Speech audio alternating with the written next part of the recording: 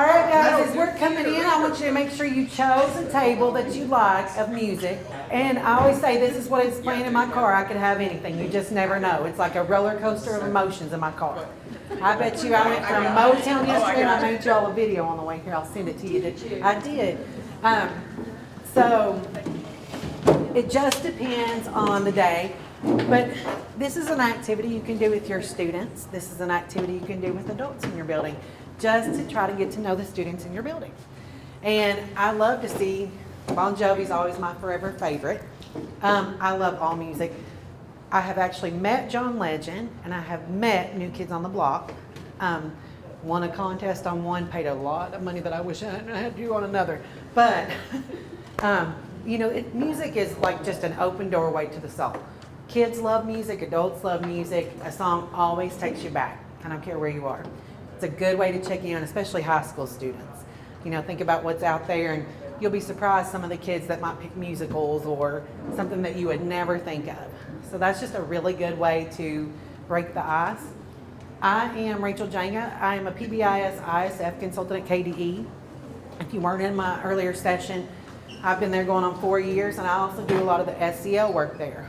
I am compassionate about SEL for educators and for students because I know how important it is when we look at new teachers coming in. Is anybody here a brand new teacher?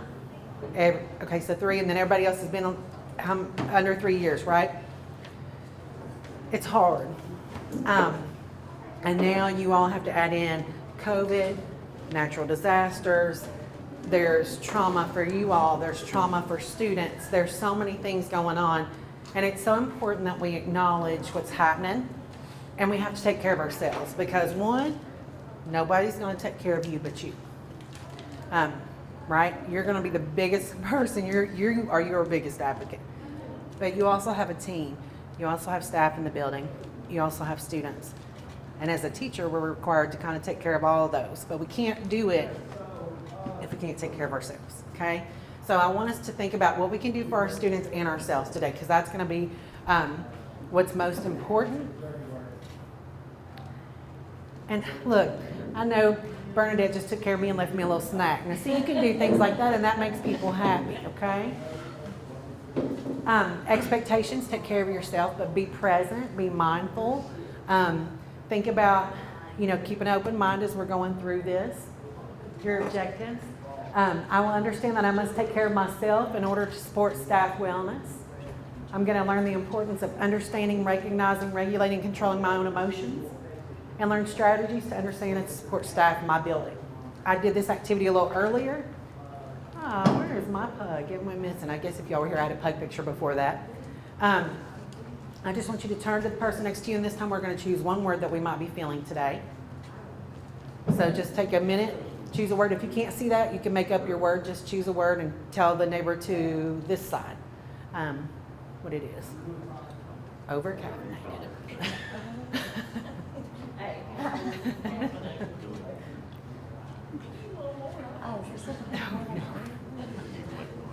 All right. So tell your neighbor, and this is a way to check in. This is the way to check in with your team. This is a way to check in with your students. For little kids, again, you can use smiley faces, have them draw a face of what they're feeling that day. Just go by of a morning when you're saying good morning. Check to see what face they drew. If they have a sad face, you know you might need to check in with them. Or if they have that little straight face, you might need to check in with them. Because putting a little emoji up on the corner, you know, everybody uses emojis, even us.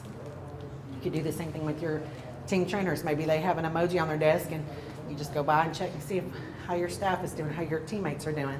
Maybe they got a sad face, and you know, hey, I got to check in with my team member over here because she might be having a bad day. So that's just an easy way to check in. It's name and entertainment, being able to feel your emotions, because we feel what we feel no matter what, and it's okay.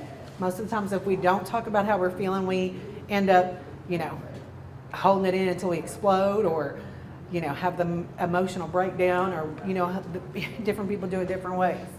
I shared this earlier in my other session. Microsoft Reflect is a good way with students to be able to check in, see how they're doing. It's free. Download Microsoft Teams app. You can have your kids check in, let you know how you're doing. You can check on it throughout the day, see how they're feeling. keep up with it. It's a good way to collect data to show that it's social emotional learning going on in your classrooms. There's lessons that come with it. Today I want to talk about understanding why adult SEL is important, because we can't take care of kids if we're not okay. You know, we want to come in every day with that fresh face, but we have to be okay too. If you start stressing and you start not taking care of yourself, what happens to your body? You start wearing down, you get exhausted. Teacher burnout is real. You know, you start to feel overwhelmed, and it can take a toll on you. You can become physically ill from stress, you know? So I want you all to understand why it's so important. 48% of educators last year said, hey, we're doing okay. But 52% were not doing okay in the state of Kentucky. So as you're a new teacher, you know, coming in, it's hard.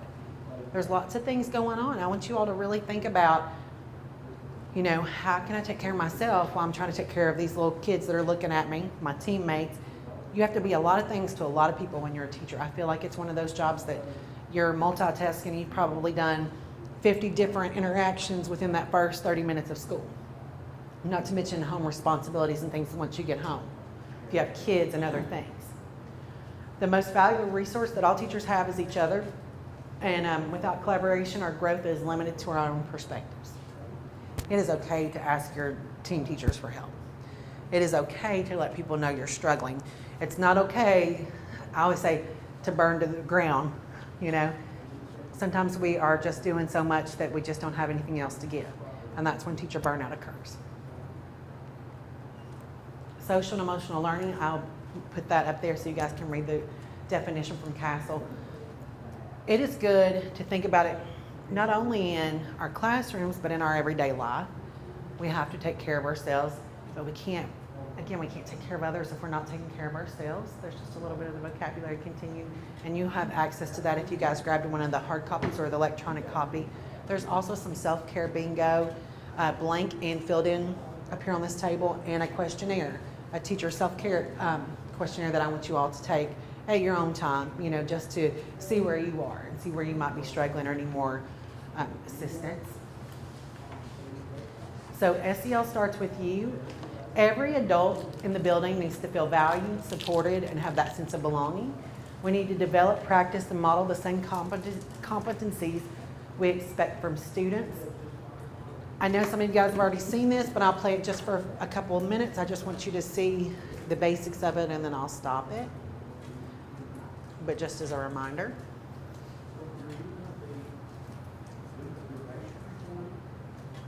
What do I do with my sticky notes?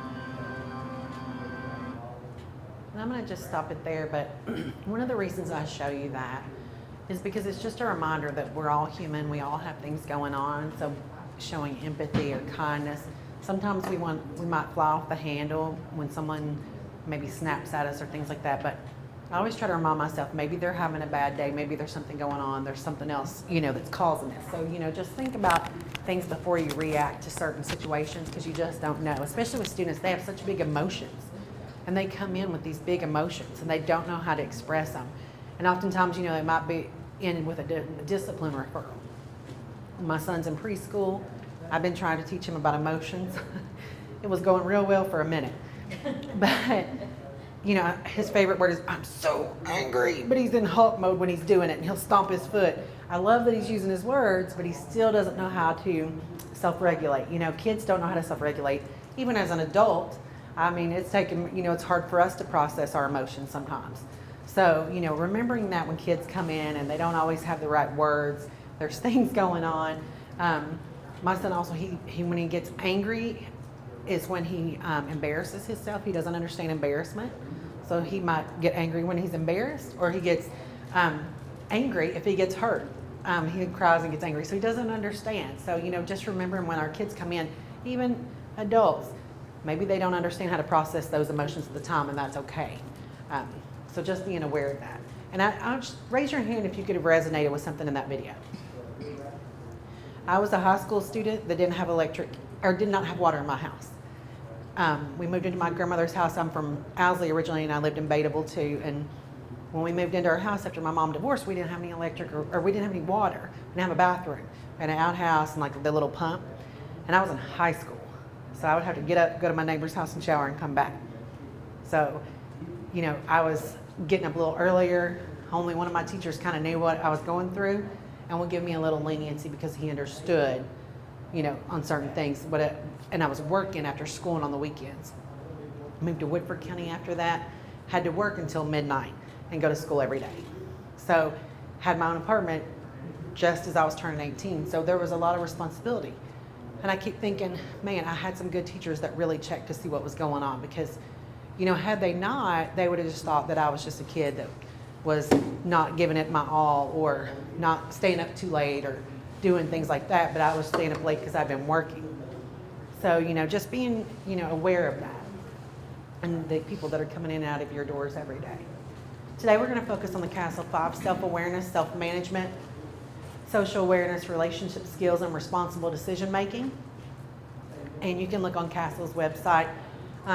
Self-awareness is that ability to understand what your own emotions and feelings are. That's where that name it to tame it comes from, just understanding your own stuff. Because sometimes when we're in it, we don't understand why we're feeling a certain way.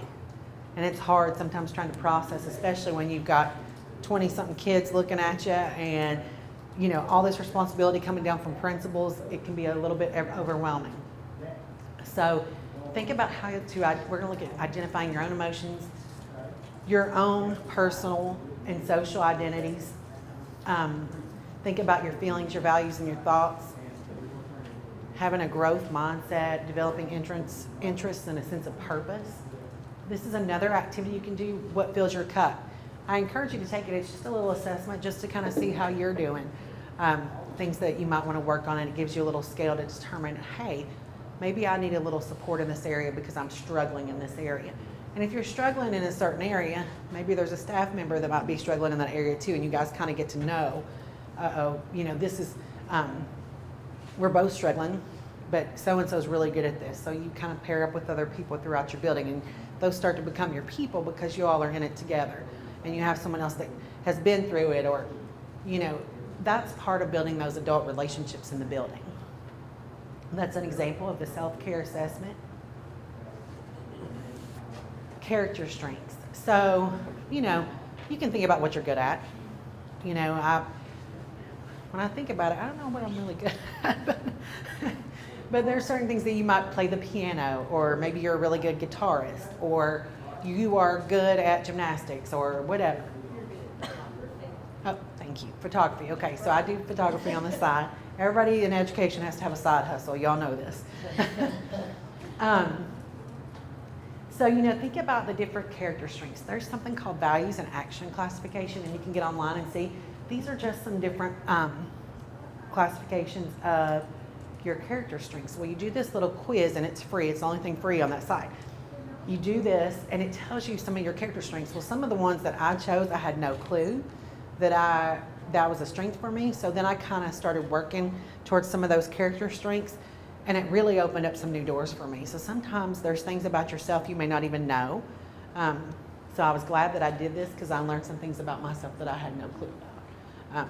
It's just a way to get to know yourself better and start working on things for yourself. And then it said people who use their strengths reported greater well-being, greater life satisfaction, more positive emotions. And then they were less depressed 6 months later. So there were some studies around it. And this is what it looks like, just one of the little charts. And I think I put it in the electronic version on the Google Forms that you guys have access to. People with many character strengths are less likely to have a history of illness. They help buffer the effects of health challenges.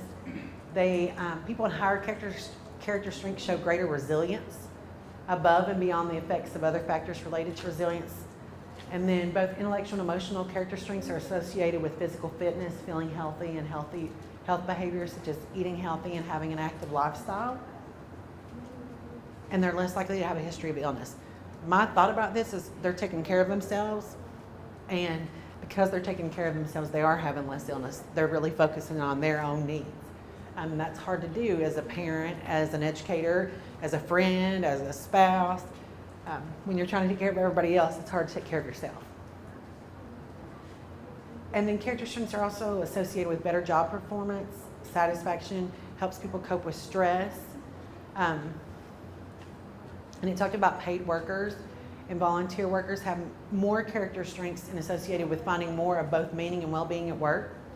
And the more you feel that you're able to apply those strengths at work, the more positive experiences you have. Now, if you have older students, you could do this with your high school students. This is a good way to have them just kind of go in and learn a little bit more about themselves and see what they find out. And then people grow through experience if they meet life honestly and courageous. This is how character is built. So sometimes when you're taking care of yourself, you find out things that you like about yourself, but you also find things that you need to work on in yourself, especially if you're trying to build a positive work environment. It's hard to work with adults in the building sometimes. It's hard to agree with adults in the building. We all have different values and different senses of well-being and different versions of what things are. Our own definitions of respect or our own definitions of what are expectations for your classroom. It's hard, but we have to look and find the value in everybody's and that is in our circle, because that's what's going to make us have that more positive work environment. It's not always easy. And then self-management, being able to manage your own emotions can be hard sometimes. Identifying and using stress management strategies.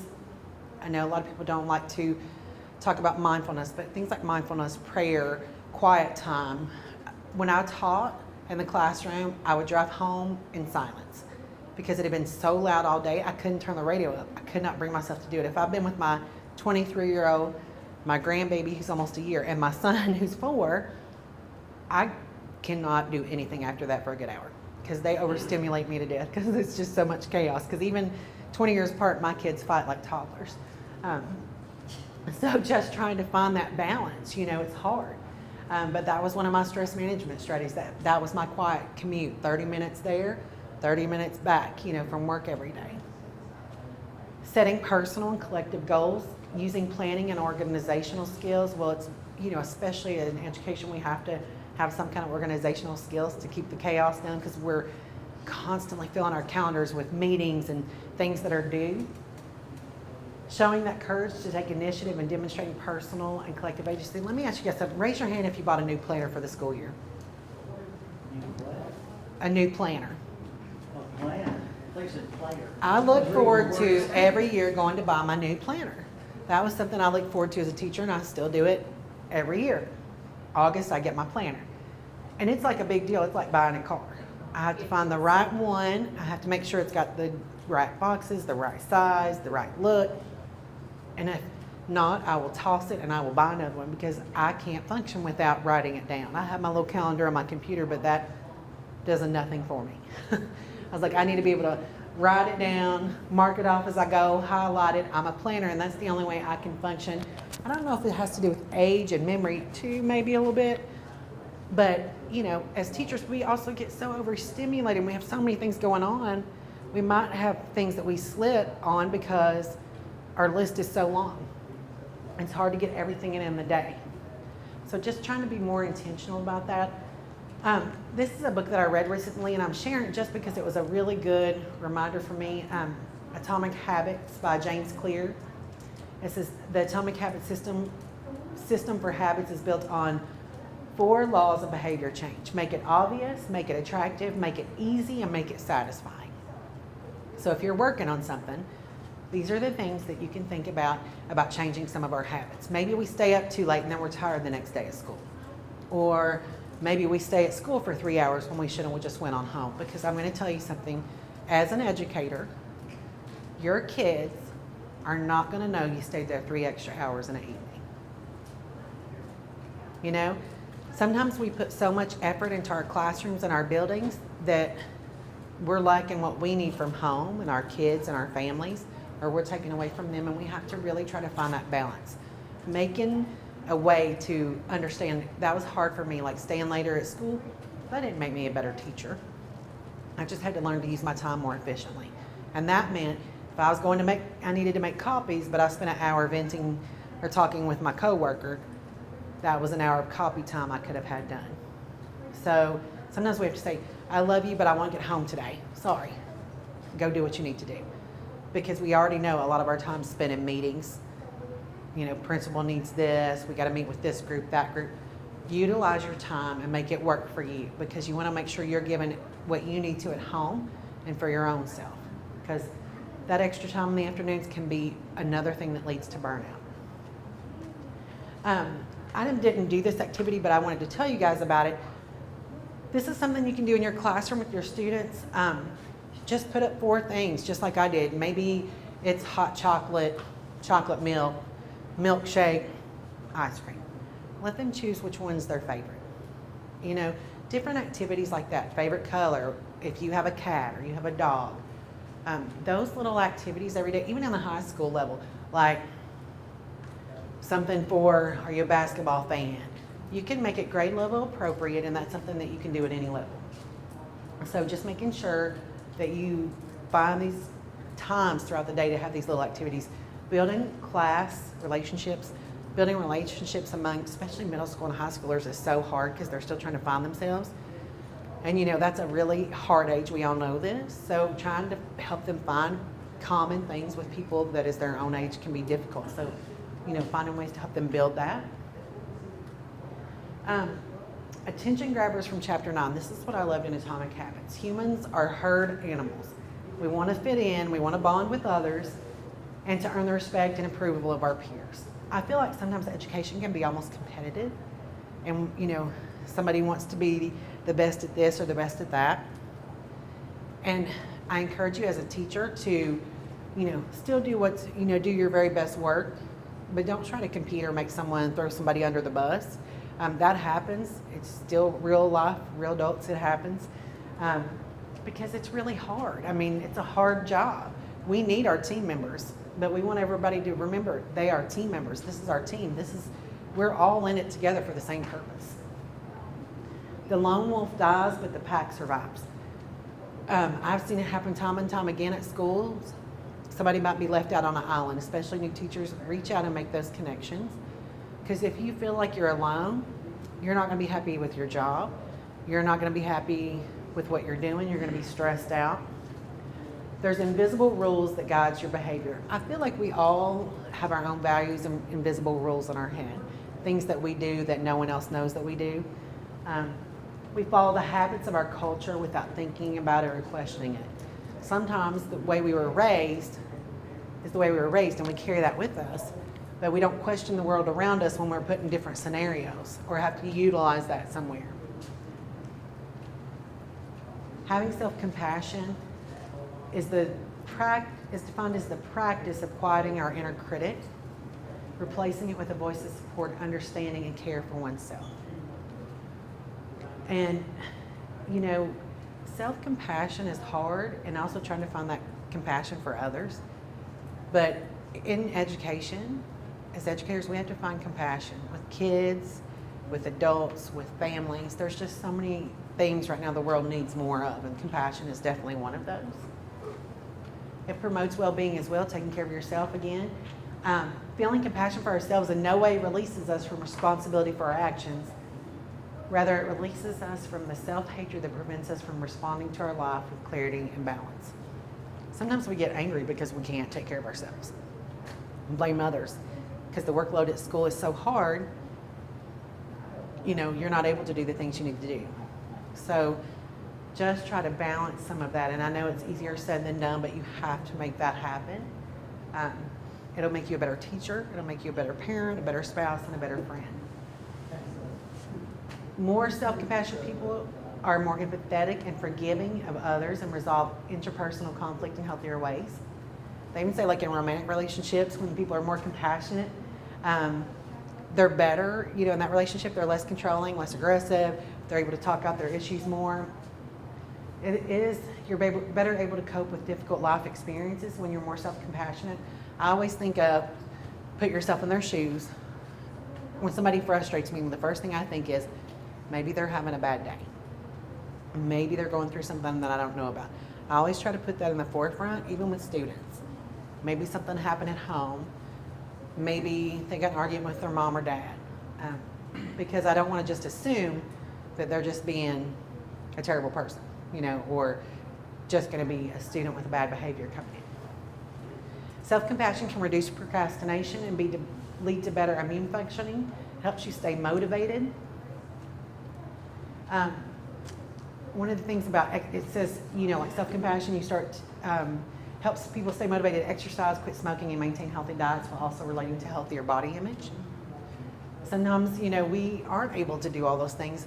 I don't know if you saw those memes on Facebook where it says, you know, I'm trying to work my full-time job, be a good friend, be a partner, do this, do that, and it's got like the lady smoking a cigarette, her eyes are a mess, and she is over-caffeinated.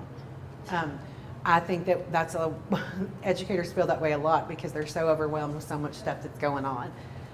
So just start thinking of one thing you can do every day. My friend is really good about getting up and having her quiet time, and you know, she reads her Bible and whatever, 30 minutes, she gets up 30 minutes early and does that every day.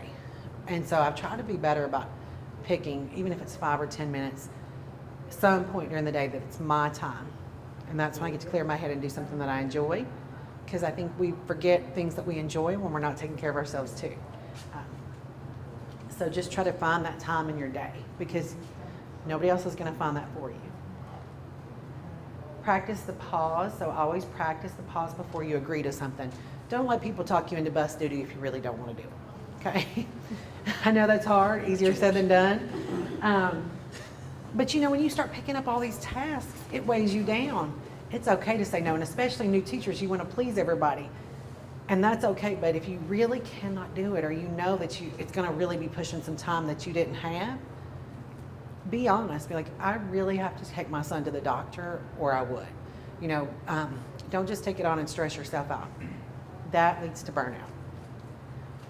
Practice the pause when you're angry at a coworker, a family member, a friend. When you're mad at a student or a student has you frustrated, you don't have to discipline them immediately. I can't think of how many times I disciplined a student because they frustrated me right then on the spot, and I did it out of anger. Not just, I didn't reteach them anything, I didn't follow the protocol, they just got me so fired up that I was like, you're sitting out 15 minutes of recess, or 10 minutes of recess. Well, that did nothing but get them upset because they weren't going to do anything the rest of the time because they already knew they were getting 10 minutes of recess gone. So practice that pause. If you need to step away, your team partner is going to be your saving grace. Maybe they combine classes for 15 minutes, or maybe you can get someone to watch your classroom for a minute while you need them to get yourself together. And it's okay to ask for that. Right now is a very hard time, especially in this area. I know families that are struggling, and maybe something hits you emotionally, and it's okay to have those emotions step away, but ask someone to help you. You know, and try to find a strategy that helps you in those moments, whether it's prayer, where it's walk for a minute, walk outside, whatever it takes you to do to get yourself together. think of some ways, come up with some tools for your toolbox so that you can take care of the students in your class.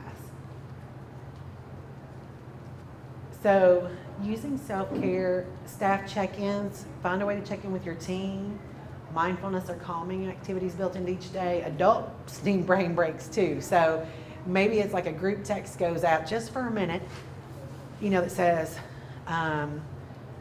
something like if you all are building your team, maybe what's your favorite sandwich, or just something stupid, just for a minute of just to clear your head, or, a certain time of day that, like first thing in the morning, what'd you have for breakfast, or something just to kind of give you guys just a break away from something that's school or tasks at hand. Walking, talking, meetings. If your team has to meet, maybe you guys want to get some exercise in, it's perfectly fine to have walking meetings, like go to the gym or walk outside the building. Do those things, have those, encourage those in your building. Because, that'll make you feel better. You'll get a little exercise in, you'll be able to take care of yourself. Team building, finding those similarities within your team.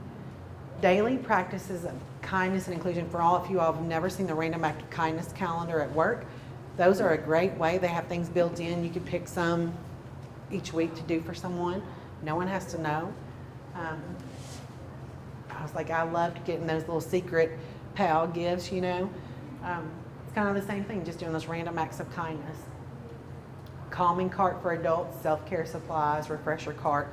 That's some of the things we came together as teachers, and in our bathroom we built a basket that had like Tylenol, Tums, bleach pens, wrinkle releaser, all these lint rollers, things that you would need, that you could just grab that, helped your day go by, faster. Calming cart for adults was like, maybe it was a caffeine cart, talk to your PTA about getting things like that, or things that you can do with even the teachers on your team. Have your snack drawer that they can always come to when they're hungry or they forgot their lunch.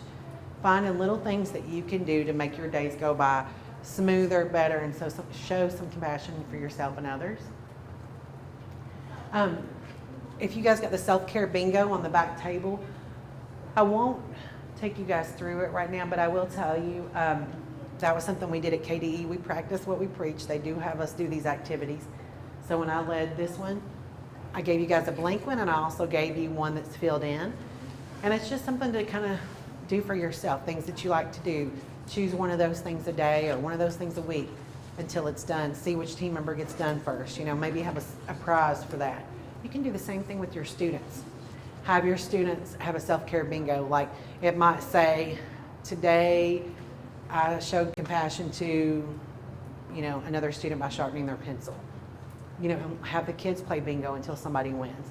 It's a great activity that they can do, and I gave you guys a blank copy and the filled-in copy so that you would have both in hand, and then there's the electronic copy as well.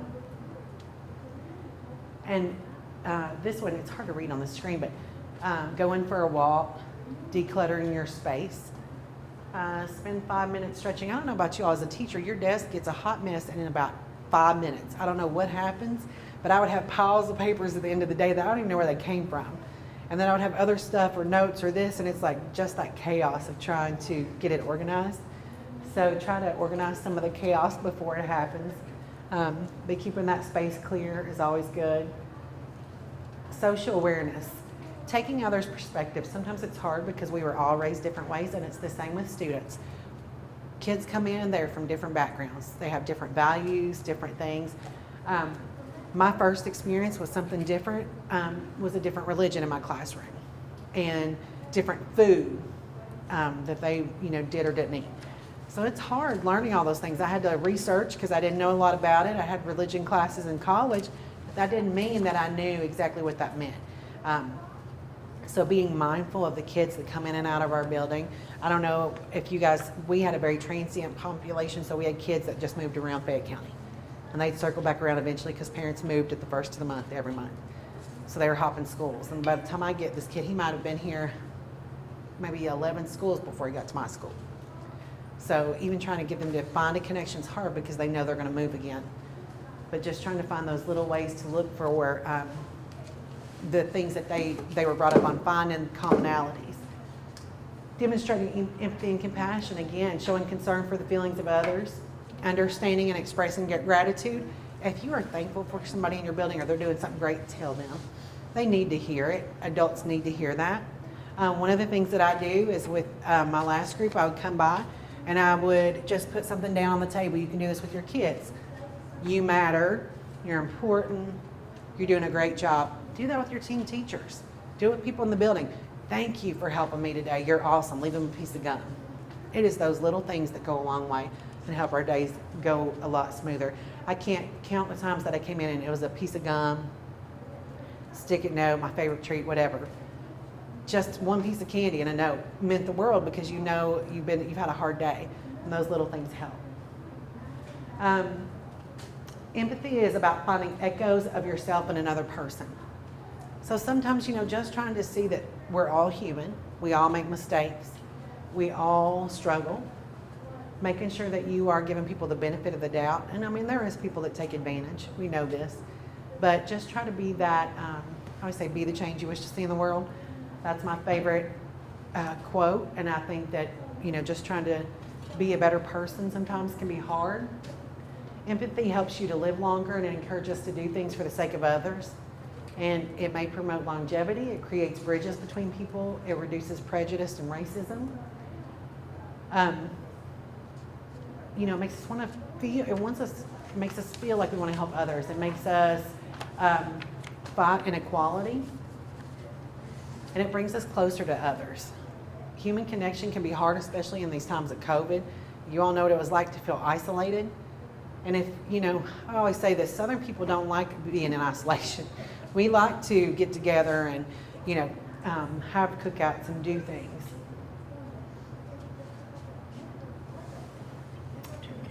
Empathy cultivates positive teacher-student relationships. Kids sometimes just need to know you care.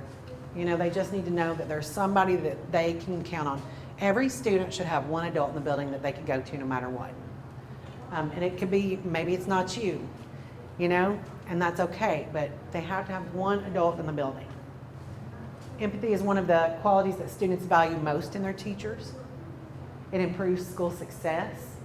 And across many studies, teacher empathy relates to more positive student outcomes, such as greater participation and motivation to learn and increased self-esteem, social connections and skills, and decreased disruptive behavior and absences.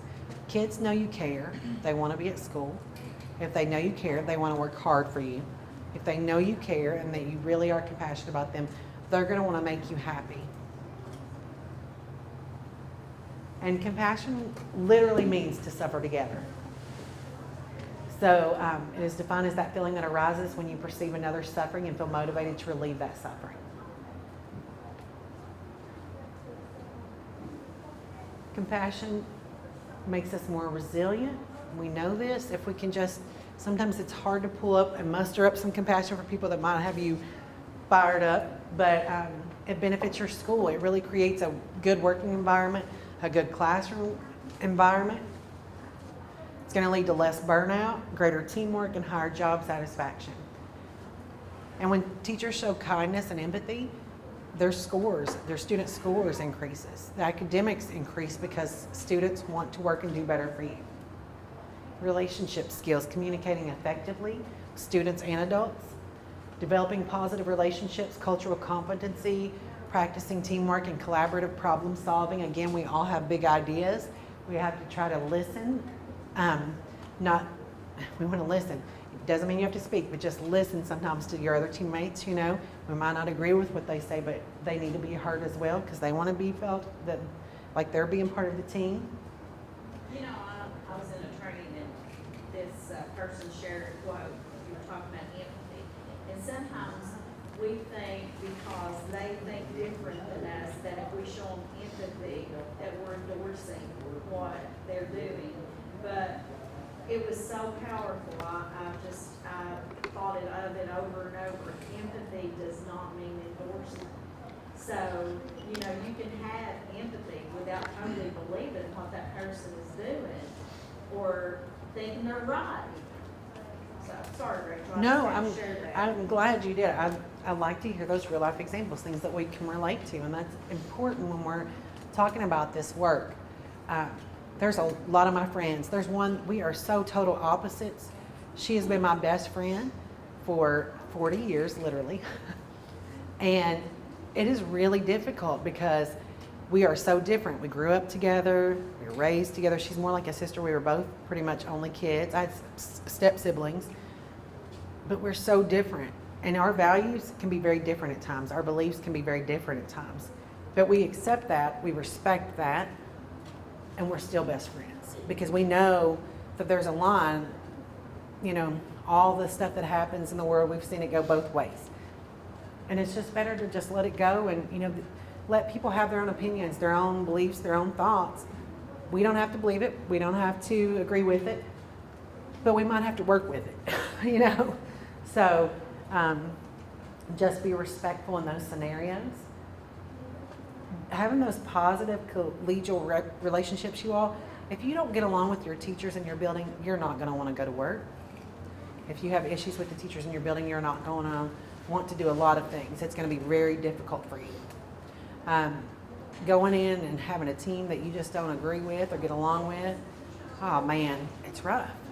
If there's toxic things going on in the building, it can be very difficult. It's a disheartening thing. And teacher burnout, oh man, it'll happen so fast if you're in a toxic work environment. And that might mean it's your principal, it might mean it's your assistant principal, it might mean it's a counselor, it might mean your team member. But you all, it is real and it happens.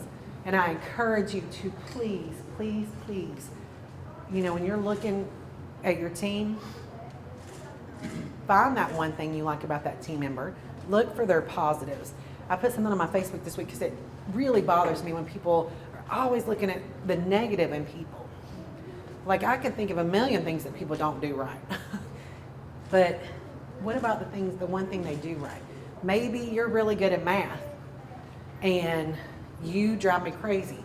We don't get along about anything, but you're good at math. And I know he's good at math. There's something that I don't understand and I'm gonna need his help. But I'm gonna accept that there's one thing that he is gonna do right, and that's math. Sometimes, even in an adult world, it can be like high school. So quit looking for the negative in people, even our students, start looking for the positives. That student that drives you crazy, look for that one thing that they're doing right. And when you all get along and you trust each other, your teamwork improves, your work environment improves, kids feel it.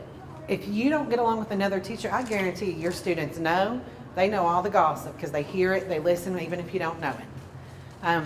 But they know before you do most of the time.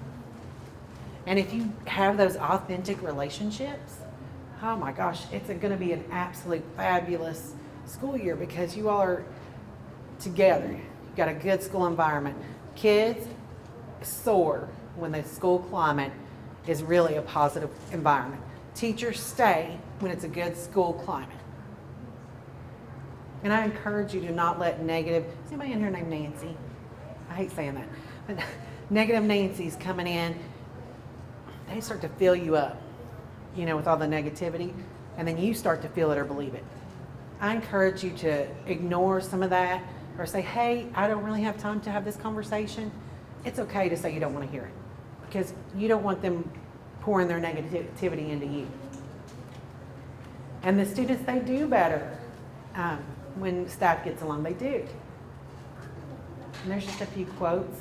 We can learn to see each other and see ourselves in each other and recognize that human beings are more alike than unlike. Maya Angelou, and that's so true. We might see all the outside differences or maybe religious differences or social differences, but inside we are all human and we're all alike when it comes to makeup. And you know, adults who understand, regulate, and talk about their own emotions have less burnout, more trust among coworkers, better at teaching and modeling SEL, and have better relationships with students. Sorry, I just want to make sure I was on track for time. One of the things I encourage you to do, I mean, there's tons of activities you all can do with your students, but while you're managing your emotions, model that for your students. Your students are going to look at what you're doing. If you have brain breaks for students, you know, participate in that. If you're taking maybe 5 minutes of quiet time for your students and you're putting on some soft music, you know, utilize taking care of yourself during that time. Self-regulation strategies. So one of the things when I was stressed, I thought it was crazy, but I would do this. I don't know, it was just one of those self-regulation strategies when I was feeling stressed, and I would start rubbing the insides of my palms. And I taught my students to do that. I taught them to, stretch their bodies, lean against the wall, just let some of their body feel some things different to kind of regulate their own emotions. If they were feeling upset, using the little squeezy balls, or like putting sand in balloons and tying them up. Teach your kids to self-regulate. As an adult, I've of course never heard of self-regulate and all that until way later on in my teaching. Never realized the importance of how doing those things can help you throughout your day. Maybe it's certain scents that, calm you. Put that scent on a cotton ball, teaching kids to do the same thing, certain scents or certain things. It's crazy the little things that you'll find that work, but it's trial and error. Teach your students how to do that. They are not taught how to regulate their emotions. A lot of kids are I was taught to never let anyone see your emotions, because once you do, you're considered weak. My stepdad was very serious about that, so no matter how broken you might feel, you couldn't show it.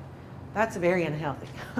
So, looking back, kids don't know how to release their emotions, and some kids are taught the same thing. So teaching them to feel their emotions, have their emotions, talk about it. Inside Out's a great movie to share with students. I loved it. Talks about all the different emotions that kids go through. And then responsible decision making. The abilities to make caring and constructive choices about personal behavior and social interactions across diverse situations. Demonstrating curiosity and open-mindedness. I did not know about other religions or a lot of other races, because in Lee County we had one African-American family who, the guy is still one of my very best friends today. I didn't know a lot about that. I didn't have Chinese food till like my junior year in high school. I never tried any different kind of foods or, different experiences like that until I was way older, because I wasn't exposed to it. So sometimes, we have kids coming in from these different cultures or different areas, and it's totally different than what we're used to. So we have even like team teachers and things. So learning how to talk with, get to know them, being mindful. I can remember somebody saying something to one of my friends that was from Egypt and was like, "Oh, do you guys ride camels all the time?" So obviously that was like very inappropriate, It's actually like a huge city, and that was one of the places I have been in the world. But I was in shock. But, she had never been exposed to that. She didn't know a lot about it. She didn't know what that really looked like. She just, things that she'd seen in movies or whatever. So just be mindful before you speak to people about different cultures, different religions, different things that might happen in their life, reflecting on, what your values are is fine. It can, when you guys get together and you're talking with people from different places or teaching kids, to accept those differences, model the same thing you're teaching them. We have to practice what we preach. And creating a psychologically safe environment for all. So one of the things I will tell you, if you've ever been in a toxic work environment, or you was at a job that, man, you just hated, or this person was giving you a really hard time, it can be really difficult, because there is always somebody, there's always that one person, I don't care where you are, that you're not going to get along with, but sometimes there's still adult bullies. Raise your hand if you know an adult bully or you've seen an adult bully. I don't know what it is, but man, they're everywhere, And some kids that are bullies turn into adult bullies. And it's our job to stop that. It's our job to try to teach kids differently in the classroom. This is our chance to keep those kid bullies from becoming adult bullies, okay? So remember that. But it's the same in schools. Don't let people bully you. Don't let them make you quit your job. Don't let them make you feel like you're less important. Don't let them feel like your job doesn't matter. Okay? And it's hard. We have to stand up to them in adult settings just like we did as kids. Be a resilient leader. Focus on the culture and climate of your classroom. Use clear communication and model and encourage self-care. Your classroom will reflect who you are. So you want your kids to self-regulate. You want them to make good choices. Show them how. Model what that looks like. Show them the things that you do as an adult. Bounce. Resilient leaders, they bounce back when things knocks them down. That's hard to do sometimes. Trying new things from the old ways of thinking. How many of you heard, well, this is how we've always done it? Listen, education, you will always hear that. It doesn't always work. Doesn't matter if that's how you always done it. It doesn't always work. Be brave enough to step out of your boundary and change something. If it's not working, your kids are your number one priority in your classroom. Opening your mind to diverse perspectives. Sometimes we don't want to hear what people have to say, but guess what? They might actually be right. And it's hard to accept when it's somebody that drives you nuts, but sometimes you have to be like, I'm professional, and your professionalism has to come before anything else. No favoritism. That includes for kids. Sometimes there's this one kid that's cute and always follows the rules and you love them. And that might be the kid that gets to do more because, unfortunately, we find ourselves favoring kids sometimes and it just happens. But you have to recognize it when it happens. Taking suggestions from other staff into consideration. Making sure you have that mutual trust. Do you feel valued, heard, and respected? And if you don't, I think you should let your team know why. Like, I don't feel like you all are listening to me. You have to use your voice because your voice matters just like everyone else's does. Do you have a check-in and check-out system for your staff, your students? I've given you the one that's on Microsoft Teams, but is there a way that you can check in with your teammates and make sure they're okay? Do you feel safe to speak freely and share ideas? Do you have a mentor in the building? If you're a new teacher, I would suggest finding a mentor that, one, wants to be a mentor, but two, has the capability to be open, honest, and really try to lead you to be a better teacher and to give, because some teachers don't want to share some of their strategies and things because they think it's a competitive thing. But find somebody that's going to help build you up as a teacher and make you stronger.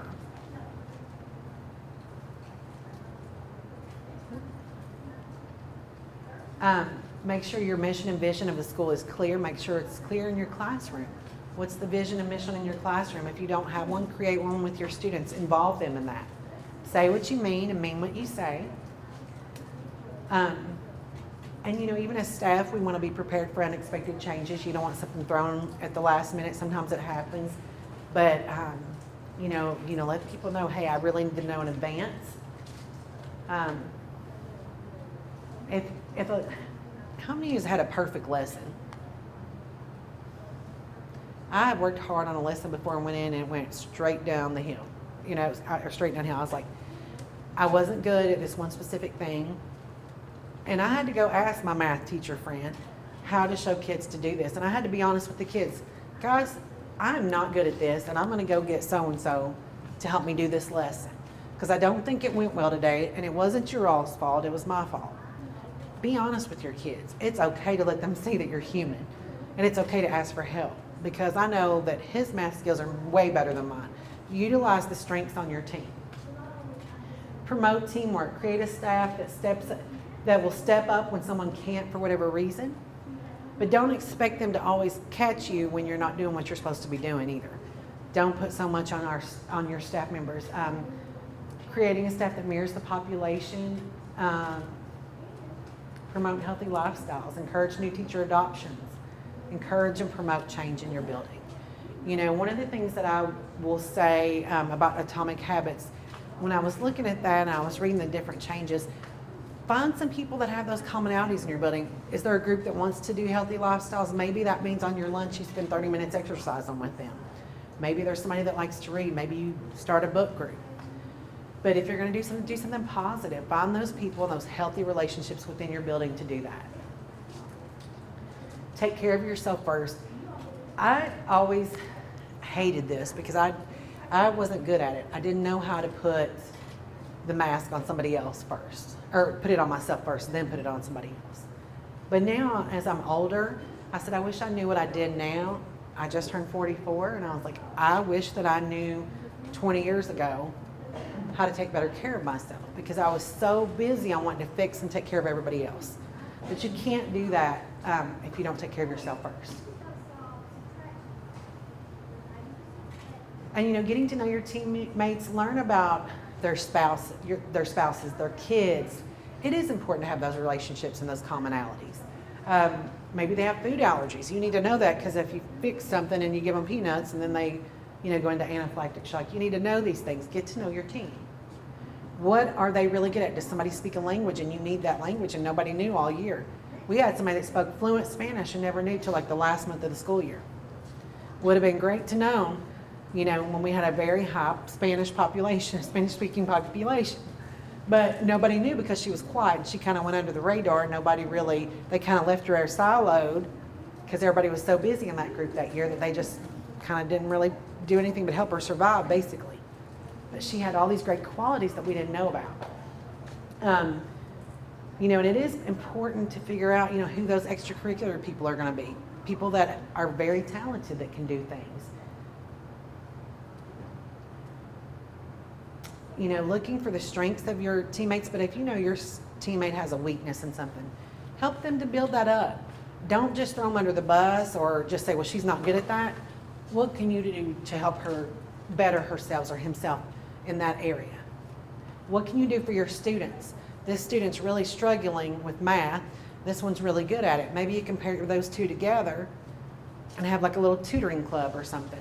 But there's things that you guys can do within your adult lives and your student lives to try to help support kids that need a little more practice or teachers that need a little more practice in specific areas. Lead by example and step out of your comfort zone. Sometimes we have to get uncomfortable to grow, and it's hard, especially if you're a person that likes to be in control. It can be hard. And this is Castle's tools.